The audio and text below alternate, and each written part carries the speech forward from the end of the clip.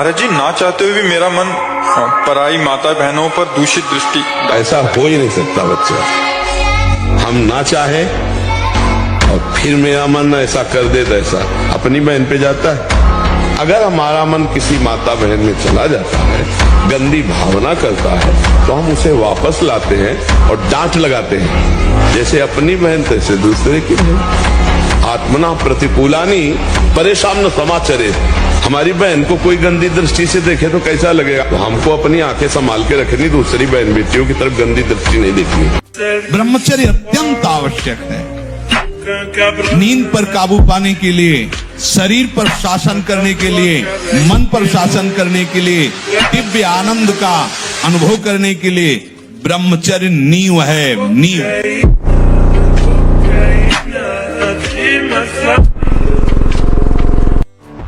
2-4-10 माला चला लेना, घंटा 2 घंटा साधना कर लेना और इसके बाद विषयों का बैलेंस बनाकर मन को थामे रहना, ये चलता रहता है। लेकिन मन को निर्विषय करके सच्चिदानंद में एकाकार बुद्धि तदाकार तन्मयता, लाखों भक्तों में कोई एक, लाखों साधकों में कोई एक। चरित्र की रक्षा के लिए सर्वस्व का त्याग कर देना चाहिए। चरित्र है तो सब कुछ आ जाएगा अपने आप, और चरित्र बिगाड़ दिया तो फिर तो सब बेकार हो गया। चरित्र दोबारा नहीं आता। मान लो एक बार आप शराब पी लिए, मांस खा लिए, गंदे आचरण कर लिए, तो आप ऐसा नहीं बोल सकते कि जीवन में हमने शराब नहीं पिया, जीवन में हमने मांस नहीं खाया। बिगाड़ दिया आपने, अब आपको हिचक हो गलती, बिगाड़ दिया ना चरित्र, दाग लग गया ना। ये विवेकवान भाई दाग न लगे।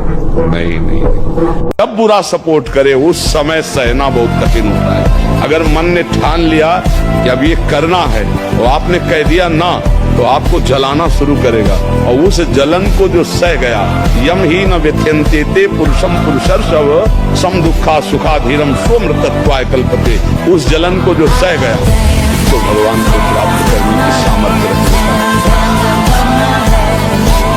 ब्रह्मचर्य धारण करने वाले कोई बादाम, हलवा, घी की जरूरत ही नहीं।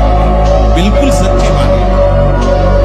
जैसे तप्त भूमि में पैर कैसे पड़ता है, ऐसी बिजली रहती है ब्रह्मचारी की। बिजली 60 किलोमीटर बिना विश्राम किए चलते देखा है।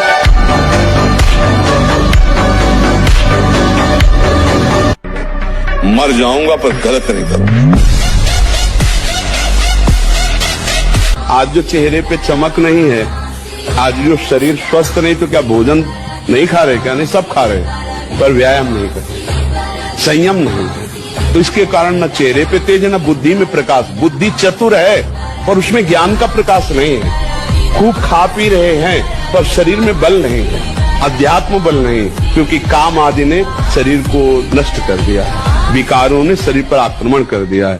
बोले अयोध्या का सिंह है, फेंका चला ऐसे बजरंग बली, बाल ब्रह्म ऐसे चलते थे, बाल ब्रह्मचारी। मारा ऐसे तो फट गया अखाड़ा, धम्म से गिर गए तो तालियां बज गई। एक छलांग में ऊपर हनुमान जी की तरह वो ऐसे किया था।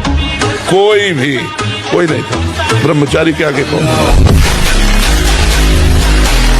बाण लंगोटा बचा के इंद्री कभी न देखा पर नारी, धर्म के टुकड़े खाकर भैया चढ़ी बदन पे तैयारी। बाण लंगोटा बचा के इंद्री, ब्रह्मचर्य। अगर आपको वास्तविक बलवान बनना है तो ब्रह्मचर्य और स्वाभाविक दंड बैठक और व्यायाम के द्वारा जो ताकत बढ़ती जाती है वो स्थायी होती है। गाय बांधो और गाय का शुद्ध दूध पियो और दंड बैठक मारो और लंगोटे के पक्के रहो, बलवान बन जाओगे। शरीर बना के दिखावा केवल कर सकते हो, तुम में ताकत नहीं होगी, आत्मबल नहीं होगा। और हम गलती क्या करते हैं? इसी मनीराम के बहकावे में गलियों में भटकते रहते हैं। विषय चिंतन और विषय आश्रय। ये शरीर भी एक नगर है, ये 9 द्वारों वाला एक नगर है। हम इसी में भटकते रहते हैं। संकल्पपुर में, देहपुर में रहते हैं हम। संकल्पपुर में रहते हैं, देहपुर में रहते हैं, इसी में विचरण करते हैं। पकड़ो, अगर विषय का नाश करके सच्चिदानंद रस में स्थित होना है तो जो ही कोई विषय आएगा तो सबसे पहले वो आश्रय प्रकट करेगा। आश्रय नहीं है तो आप टिकल नहीं हो सकते, आश्रय नहीं है तो आप इतने घबराहट से युक्त नहीं हो सकते। ऐसे आया गया आप तभी विकल होते, तभी परास्त होते जब आपने आश्रय दिया। 17 से 40 तक जो कहे मैं ब्रह्मचारी, हम उसकी चरण वंदना करते हैं। वाह, ये है भाई। तैराक तो तभी हो जब नदी उफान में हो और तैराक उसको थोड़ी कहते जो उसमें भरे हुए पानी पे, हाँ स्विमिंग पूल में तैयार उसे ले अब बुढ़ापा का ब्रह्मचर्य स्विमिंग पूल समझो। भारी से भारी विपत्ति को दूर करने के लिए आर्त भाव से पुकारो भगवान को। तुम्हें धनी बनना है, अनुष्ठान कीजिए। हम कह रहे किसी विशेष मंत्र आदि की तरफ न बढ़िए, बोलिए राधा राधा। क्या चाहिए आप? कृष्ण कृष्ण बोलिए। सब मंत्रों का सार है नाम में, आप बोलिए तो नाम। पवित्र होइए, गंदे आचरण छोड़िए। क्या चाहिए आपको?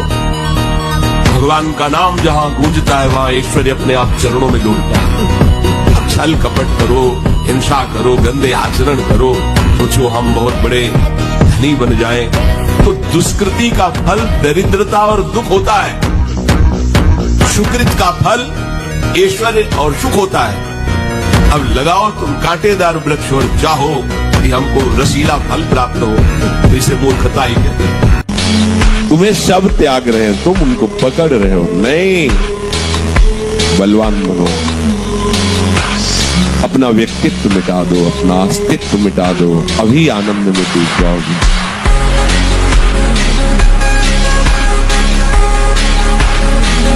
अब आप सोने जा रहे हैं और आराम से दरवाजा बंद किए और लेट गए और मोबाइल हाथ में, सर्वनाश की स्थिति आप में आ ही जाएगी। क्योंकि एकांत में मन बहुत बलवान होकर इंद्रियों के साथ भोगों का चिंतन करता है। ये बिल्कुल सावधानी रख लीजिए। बलवान इंद्री ग्रामो विद्वानम अपि कर्षति। जहां एकांत होंगे, मोबाइल हाथ में है, तो आपको दुर्गति करने का बहुत बड़ा साधन बन जाएगा। पहला काम, कमरे में जब जाओ स्विच ऑफ कर दो। बिल्कुल जैसा कहें, माला उठाओ या कोई महापुरुष का चरित्र उस समय पढ़ो, वो आपको थप्पड़ की तरह लगेगा। और चरित्र पढ़ के उसी के चिंतन करते हुए सो जाओ, या माला लेकर के जप करते जब नींद आए तब सो जाओ। कोई ऐसी चेष्टा मत करो जो तुम्हारे उत्साह को, तुम्हारी जीवनी शक्ति को नष्ट करके नरकगामी बना दे। स्मृति का लोप हो रहा है, कोई उत्साह नहीं, एक जीवन मृत तुल्य बच्चा है, बच्चा जहां कहीं कोई गुंजाइश नहीं।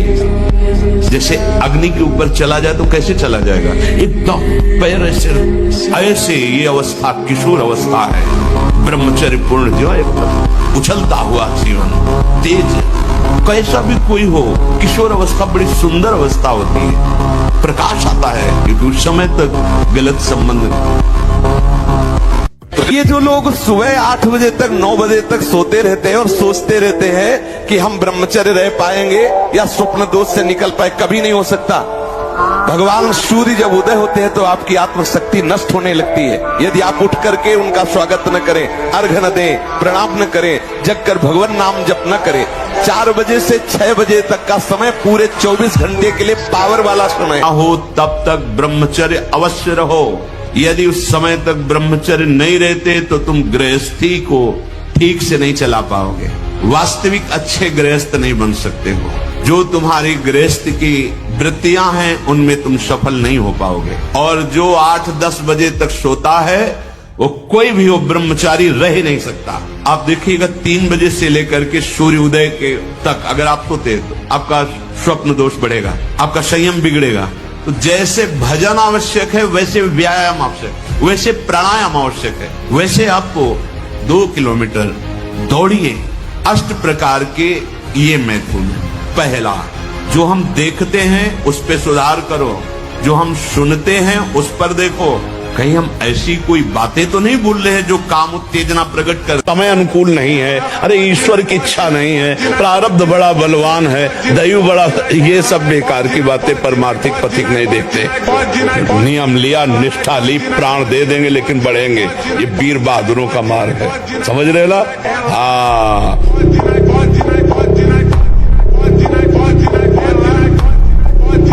नए साल में अगर नियम लेना है तो यही लो कि आज के बाद मैं कभी शराब नहीं पीऊंगा, मांस नहीं खाऊंगा और ना किसी माता बहन की तरफ गंदी बात करूंगा, गंदी दृष्टि देखूंगा। अपने कर्तव्य का पालन करूंगा और इसी जन्म में भगवान को रिझा दूंगा। नाम जप करते हुए भगवत प्राप्ति करें। हमारा तो यही संदेश है। स्वप्न दोष कहते हो, जिसे स्वयं ही वीरपात कहते हो, वो गलत अभ्यास से हुआ है। आपकी नस नाड़ियां इतनी दुर्बल हो गई, कुछ क्षमता नहीं रख रही वीर शक्ति को रोकने की। हमें लगता है कि हम अगर कोई गलती ना करें और वर्ष 1.5 वर्ष इंतजार करें, दंड बैठक मारें, 2-3 किलोमीटर दौड़ लगाएं, जैसा हमने बताया, खान पान शुद्ध रखें, तो वो धीरे धीरे धीरे अंतराय बढ़ता जाएगा। आप देख लो, अंतराय बढ़ता चला है। जैसे कि 2 दिन में, फिर 4 दिन में, फिर 6 दिन में, फिर ऐसे 40 दिन में धीरे धीरे अंतराय बढ़ता, फिर ऐसा होता है कि ठीक हो जाता है। अगर कोई हरकत गलत ना करे तो ठीक हो जाएगा, ये पक्का ठीक हो जाएगा। एक सुकृतवान धर्म से चलता है, सत्य से चलता है, अपने सत्य के पैसे से परिवार का पोषण कर रहा है। अब उसके जीवन में विपत्ति पर विपत्ति, घटना पे दुर्घटना, अब उसका जो पूर्ण पाप उसके सुख में बाधा पहुंचाने के लिए तैयार है, उसको फटाफट भुगवाया जा रहा है। चुप रहना, और जिस दिन पीछे का पुण्य और आगे का धर्म तुम्हारा जुड़ेगा, लंबा समय आपका महान सुख में जाएगा। विश्वास कर लेना, धैर्य पूर्वक चलना। बड़े बड़े धर्मात्माओं को इसी पद्धति से देखा हो। पांडवों को कितना कष्ट मिला, लाक्षागृह में जलाने की कोशिश की, बनवास दिया, लेकिन सिंहासन पर कौन आरूढ़ हुआ? पक्ष में कौन था उनके? भगवान। सत्य के पक्ष में भगवान होते। थोड़ा सा ऐसा लगता है, पर वो भी हमारे पूर्व कर्मों का फल होता है, निश्चित समझ लेना। आज आप सत्य से चल रहे हो, कल हमने कुछ ऐसे कर्म किए जिनको हमें भोगना ही पड़ेगा। इसलिए सबसे प्रार्थना है, नवीन वर्ष के प्रारंभ में ही कसम खाइए, कभी भी किसी भी स्थिति में मैं कभी पराई माता बहनों के साथ व्यभिचार नहीं करूंगा। नियम लो, मैं कभी शराब नहीं पीऊंगा, मैं कभी मांस नहीं खाऊंगा, मैं कभी किसी का भूल कर अहित नहीं करूंगा। तब तो तुम्हारा हैप्पी न्यू ईयर होगा।